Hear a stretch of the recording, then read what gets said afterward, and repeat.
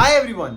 LinkedIn and YouTube पे जितने भी स्टूडेंट्स या वर्किंग प्रोफेशनल्स मुझे रीच आउट करते हैं उनकी यही कुछ कॉमन सेट ऑफ क्वेरीज होती हैं कि भैया डीएसए कैसे प्रिपेयर करें, भैया हम 4th, 5th या 6th सेमेस्टर में हैं या फिर हम किसी जॉब के अंदर स्टक हैं, क्या हमारे लिए कोई डीएसए प्रिपरेशन की स्ट्रैटेजी है, क्या हम कम टाइम के अंदर डीएसए प्रिपेयर कर सकते हैं, भैया मैंने 12th में कंप्यूटर साइंस नहीं ली थी, क्या मैं डीएसए सही से प्रिपेयर कर भी पाऊंगा या नहीं, and thousands of more questions. अगर आपके माइंड में भी यही सारे क्वेश्चंस हैं then this is the perfect video for you.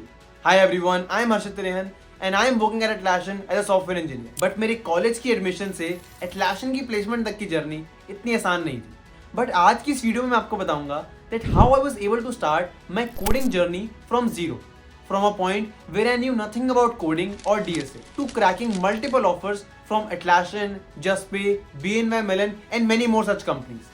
So without much wait, let's get started. So मेरी कॉलेज की जर्नी स्टार्ट होती है 2018 से। 2018 में जब मैंने अपने कॉलेज में एडमिशन लिया था तब मुझे डीएसए की इंपॉर्टेंस बिल्कुल भी नहीं पता थी। डीएसए की इंपॉर्टेंस छोड़ो, मुझे यही नहीं पता था कि डीएसए एक्चुअली में होती क्या है। 11th-12th में मैंने कंप्यूटर साइंस पढ़ी थी जिसकी वजह से मुझे थोड़ी बहुत C++ के बारे में नॉलेज थी, इससे ज़्यादा मुझे कुछ भी नहीं आता था। एंड इसके साथ साथ मेरे साथ एक इशू और था, मैं चाहता था कि मुझे CS या IT में से कोई ब्रांच मिले, बट क्योंकि मेरा जेईई मेंस का स्कोर इतना अच्छा नहीं था इसीलिए मुझे अपने कॉलेज में ECE ब्रांच मिली थी। बट इस इशू को सॉल्व करने के लिए मेरे पास अभी भी होप थी, जिसमें अगर फर्स्ट ईयर के अंदर CGPA अच्छी आ जाए तो हम अपनी स्ट्रीम अपग्रेड करा सकते हैं। हम अपनी स्ट्रीम ECE से लेकर CA से IT किसी में भी अपग्रेड करा सकते हैं।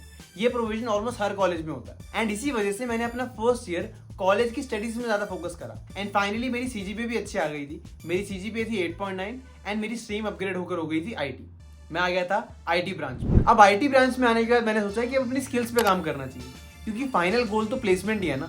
जितने भी बच्चे कॉलेज में आते हैं उनमें से मोस्ट ऑफ द स्टूडेंट्स का ड्रीम यही होता है कि हमारी एक अच्छी प्लेसमेंट लग जाए, हम इस कॉलेज से एक डिसेंट प्लेसमेंट लेकर ही बाहर निकले, है ना। एंड मुझे ये पता था कि एक अच्छी प्लेसमेंट कॉलेज की स्टडीज पे फोकस करने से नहीं लगेगी, उसके लिए आपको खुद से एफर्ट्स मारने पड़ेंगे, खुद से स्किल्स इंप्रूव करने पड़ेंगे। ये बात मुझे क्लियर थी एंड इसीलिए मैंने काफी सारे लोगों से बात करी, मैंने अपने पीयर्स से बात करी, मैंने अपने सीनियर्स से बात करी कि मुझे ऐसी कौन सी स्किल प्रिपेयर करनी चाहिए, एक अच्छी प्लेसमेंट के लिए मुझे कौन सी स्किल पे सबसे ज्यादा ध्यान देना चाहिए। एंड उन सबका कॉमन आंसर था DSA, data structures and algorithms. सबने मुझे यही एडवाइस किया कि DSA अच्छे से प्रिपेयर करो, क्योंकि यही कंपनीज के इंटरव्यू राउंड्स में सबसे ज्यादा पूछी जाती है। तो मैंने कहा बिल्कुल ठीक है, यही प्रिपेयर करेंगे। अब मेरा नेक्स्ट क्वेश्चन था कि इसको प्रिपेयर कहाँ से करना है। देखो, मुझे बिल्कुल जीरो नॉलेज थी इस फील्ड के बारे में, मुझे DSA का वर्ड ही सेकंड ईयर में आने के बाद पता चला था, तो इसीलिए मेरे सारे के सारे क्वेश्चंस उस टाइम पे वैलिड थे, ठीक है। तो इसीलिए मैंने पूछा कि इसको प्रिपेयर कहाँ से करना है। हमारे IT बैच में एक बच्चों का ग्रुप था जो काफी अमेजिंग कोडिंग करते थे, वो फर्स्ट ईयर से ही कोडिंग कर रहे थे, काफी सारे कॉन्टेस्ट भी जीत चुके थे एंड काफी पॉपुलर भी थे। तो मैं उन्हीं के पास चला गया एडवाइस मांगने के लिए कि मुझे DSA की प्रिपरेशन स्टार्ट कहाँ से करनी चाहिए।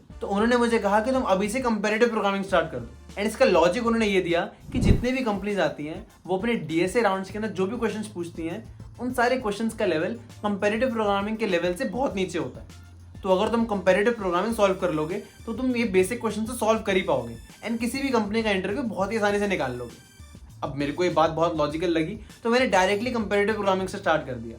मैंने कोड शेफ, कोड फोर्सेस पे अपनी प्रोफाइल बना ली एंड उस पर क्वेश्चंस करने स्टार्ट कर दिए। बट मुझसे एक भी क्वेश्चन हो ही नहीं पाता था। कोड शेफ के लॉन्ग चैलेंजेस हो जाए या फिर कोड फोर्सेस के कॉन्टेस्ट हो जाए, मैं किसी के भी अंदर कोई क्वेश्चन सॉल्व ही नहीं कर पाता था। बहुत ही किसी रेयर सिनेरियो में मेरे 1-2 क्वेश्चन सॉल्व हो पाते होंगे, बट मोस्टली मेरा स्कोर 0 ही रहता था। पर मैं इसको कंटिन्यू करता रहा एंड इसके अंदर मैंने अपने 3 महीने बर्बाद करे। मुझे ऐसा लगने लगा कि DSA सीखना या फिर किसी भी अच्छी कंपनी की प्लेसमेंट क्रैक करना मेरे बस की बात तो नहीं है। अब इसी बीच हमारे कॉलेज में फाइनल ईयर की प्लेसमेंट्स के रिजल्ट्स आए। काफी सारे बच्चे थे जिनकी अमेजिंग प्लेसमेंट्स लगी थी, अमेजिंग पैकेजेस मिले थे एंड इनमें से जो टॉप परफॉर्मर्स थे उनका तो जूनियर्स के साथ सेशन भी हुआ था कि उन्होंने कैसे प्लेसमेंट के लिए प्रिपेयर किया, कैसे सारे के सारे क्वेश्चंस आंसर करे, उनका इंटरव्यू एक्सपीरियंस कैसा था, ये सब उन्होंने हमारे साथ शेयर किया। उनमें से एक भैया थे जिनकी माइक्रोसॉफ्ट में प्लेसमेंट लगी थी। जैसे ही सेशन खत्म हुआ तो मैं उनके पास गया एंड मैंने उन्हें बताया कि मुझसे DSA प्रिपेयर नहीं हो रही है, मैं कंपैरेटिव प्रोग्रामिंग बिल्कुल भी नहीं कर पा रहा, तो अब मैं क्या करूँ। एंड उन्होंने मुझे सिर्फ सिंपल सी बात बताई कि अगर DSA नहीं आती, अगर आपने बेसिक्स क्लियर नहीं कर रखे हैं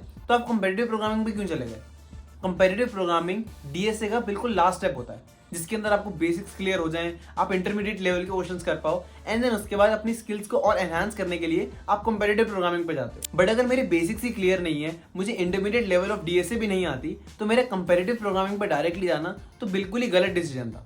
वहां पर मेरा क्वेश्चंस ना होना तो बहुत ही ऑब्वियस था, क्योंकि मुझे बेसिक्स ही नहीं आते थे। एंड इसीलिए उन्होंने मुझे एक साइट सजेस्ट करी by the name of interview bit, जो कि मेरे लिए एक बहुत ही ऑसम रिसोर्स था। इंटरव्यू बिट में प्रोग्रामिंग वाले सेक्शन के अंदर पूरी डीएसए को एक बहुत ही स्ट्रक्चर्ड मैनर के अंदर प्रेजेंट कर रखा है। जितने भी डीएसए के टॉपिक्स हैं उन सबको एक लेवल वाइज डिवाइड कर दिया गया है उनकी डिफिकल्टी के हिसाब से। आप स्टार्ट करते हो टाइम एंड स्पेस कॉम्प्लेक्सिटी समझने से, जिसके अंदर आपको बिल्कुल बेसिक से सब कुछ समझाया जाता है। देन उसके बाद नेक्स्ट लेवल आता है जिसके अंदर आप arrays and maths related coding question solve करते हो। एंड देन इसके बाद नेक्स्ट लेवल होता है जिसके अंदर आपको बेसिक डेटा स्ट्रक्चर्स के बारे में बताया जाता है, जैसे link list, stacks, queues etcetera.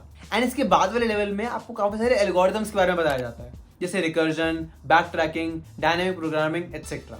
And then last में ये पूरा डीएसए पाथ कंक्लूड होता है एडवांस डेटा स्ट्रक्चर समझने से, जिसके अंदर आपको एडवांस डेटा स्ट्रक्चर्स के बारे में समझाया भी जाता है एंड देन उनके कोडिंग क्वेश्चंस भी प्रैक्टिस कराए जाते हैं। फाइनली कोडिंग टेस्ट होता है जो अगर आप क्लियर कर लोगे तो आपको एक बैच भी मिल जाएगा। मुझे ये रिसोर्स बहुत ही ज्यादा इंटरेस्टिंग लगा था एंड मैंने इसको पूरा कंप्लीट करने में 2.5 से 3 मंथ्स का टाइम लिया था, जिसके अंदर मैं बिल्कुल बेसिक से लेके एडवांस डेटा स्ट्रक्चर्स तक काफी सारे क्वेश्चंस अच्छे से कर चुका था। एंड इसी की वजह से मेरा कॉन्फिडेंस ही बहुत ज्यादा बढ़ गया था।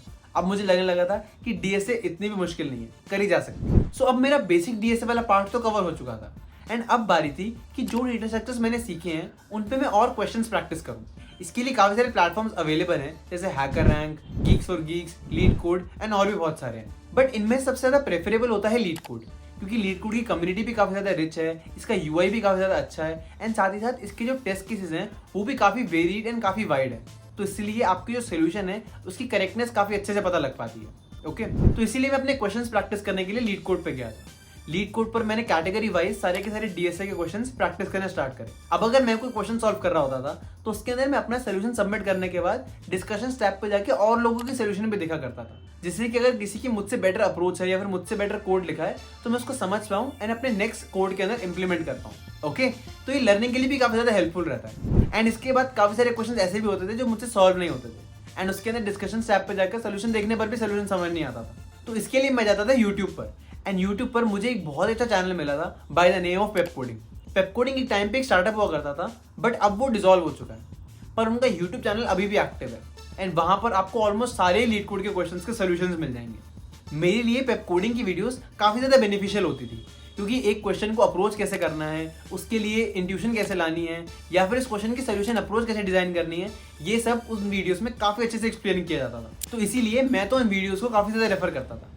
सो अब मैंने हर एक डेटा स्ट्रक्चर के sufficient amount of question solve कर लिए थे एंड अब बारी थी कॉन्टेस्ट देने की। लीड कोड पर वीकली एंड बाई वीकली सुबह 8 बजे कॉन्टेस्ट होते हैं, जिसके अंदर आपको 4 क्वेश्चंस मिलते हैं एंड फाइनली आपके रिजल्ट के बेसिस पे आपकी रैंक डिसाइड होती है। एंड ये कॉन्टेस्ट देना मेरी डीएसए प्रिपरेशन का सबसे इंपॉर्टेंट पार्ट था, क्योंकि इसी की वजह से मेरी टाइम मैनेजमेंट स्किल और लिमिटेड टाइम में क्वेश्चन सॉल्व करने की स्किल इंप्रूव हो पाई। एंड यही skills interview rounds and coding rounds के अंदर काफी ज्यादा इंपॉर्टेंट रोल प्ले करती है। तो इसीलिए आप सब लोग भी कॉन्टेस्ट जरूर देना एंड अगर कॉन्टेस्ट के अंदर कोई क्वेश्चन आप सॉल्व नहीं कर पाए देन उसे कॉन्टेस्ट के बाद समझना एंड देन फाइनली सॉल्व करके देखना। एंड अगर आपकी किसी कॉन्टेस्ट के अंदर अच्छी रैंक आ जाए देन आप उसे एज अचीवमेंट भी शो कर सकते हो इन योर रिज्यूमे। सो इस पॉइंट तक मेरी डीएसए की प्रिपरेशन ऑलमोस्ट कंप्लीट हो गई थी।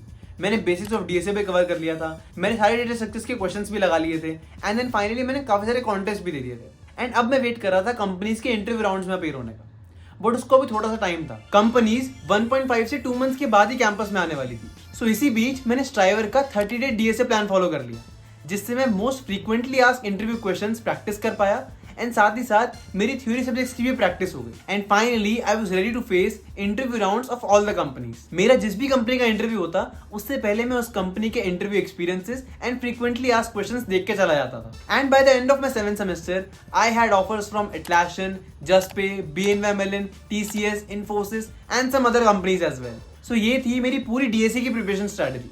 आई hope you were able to learn something from my journey. And also one more thing, ये सारी की सारी प्रिपरेशन, ये सारी की सारी स्ट्रैटेजीज हर एक इंटरव्यू में सक्सेस अभी भी गारंटी नहीं करती। देयर विल बी सिनेरियोज जब आपको कोई क्वेश्चन समझ नहीं आएगा या फिर आपको कोई टेस्ट केस फंस जाएगा और any other goof up that can lead to your rejection. ये सब होना बहुत ही कॉमन है, बट इससे आपको घबराना नहीं है। Always remember that rejections are a part of preparation and काफी बार रिजेक्शन लक बेस्ड भी होती है। So don't be too harsh on yourself. There are a lot of opportunities and you will definitely get what's best for you. Okay? I hope you liked the video, and if you did, share it with your friends, like and subscribe if you are new, and that's all from my side. This is Harshit Rehan signing off. Take care everyone, and I will see you in the next video. Till then, keep preparing and be focused.